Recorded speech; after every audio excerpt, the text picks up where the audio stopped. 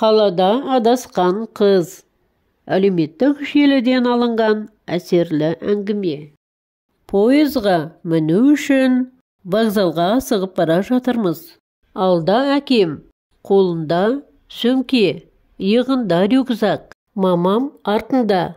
Мен 5 жасар інімді жетектеп келемін. Адам тығыз. Бір-бірімізден адасып қалмауды ойлап, дегбіріміз қашып, алақтап қоямыз. Бір кезде біреудің жылаған дауысы шықты. Қарасақ, қабырғаға жабысып, бір қыз еңкілдеп жылап тұр. Жұрт мойындарын бұрып қарап қояды, бірақ жанына барып, не болды дейтін бір жан жоқ. Бәрі өз шаруаларымен асығыс-үсігіс шортып бара жатыр, ерсілі-қарсылы. Қыздың түрі аянышты. Алда келе жатқан кенет әкем кілт тоқтады да, осы жерде тұра тұрыңдар дегендей бізге ымдап, қыздың жанына барды. Аз кем бірдеңелерді сұрап жатты одан. Топырлаған қалың адам итеріп бара жатқасын, біз де олардың жанына ығыстық. Не болды? Деп сұрады әкем қыздан. Қыз ықылық ата жылап тұрып мән-жайды түсіндіріп жатты әкеме. Сөйтсе, сөзінен ұққанымыз қалаға алыс бір өлкеден оқуға түсуге келген екен. Сынақтан өте алмай құлап қалыпты. Сонан қайтуға билет алған екен, онысымен қоса бар ақша салған сөмкесін құжаттарымен ұрлатып алыпты. Қолында тек сөмкесінің қара бауы ғана. Кесіп алған. Ешкімі жоқ, ешкімді танымайды екен. Сөйтіп, шарасыз күй кешкен қыз.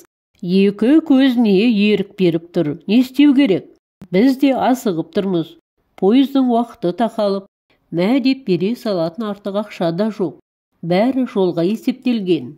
Бір кезде әкем көп ойланбастан қызды көтеріп алды да, вокзалдың мінер басқышының жоғарғы жағына тұрғызып қойды. Сөйтті де, өзінің қоңыр дауысымен басындағы бас киімін шешіп алды да: азаматтар, қайырымды жандар, бәріміз де пендеміз, бәріміз де жолаушымыз бұл өмірде.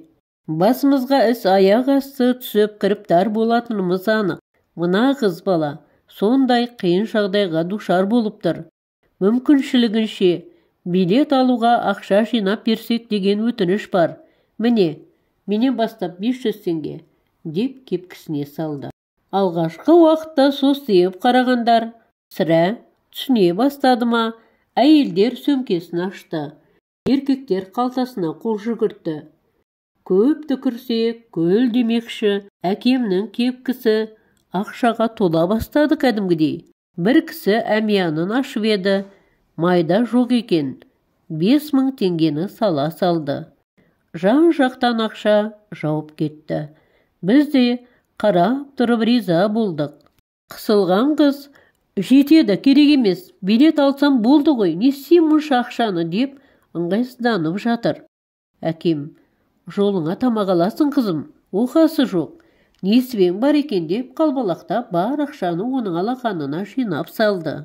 Қыз көзінен жасы моншақтап: рахмет қайырымды адамдар, рахмет аға, Алла разы болсын сіздерге деп бар алғысын төгіп жатты. Кеттік, енді пойызға кешігіп қаламыз деп әкем иығына рюкзагын салып, қолына сөмкесін ұстады.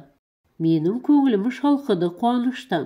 Осындай әкем барына мақтандым іштей.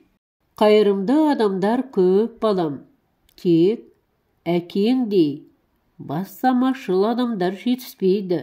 Болмаса, деп мамамды алға ұмтыла берді.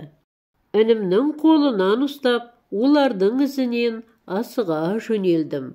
Адамға жақсылық жасаған қандай рахат.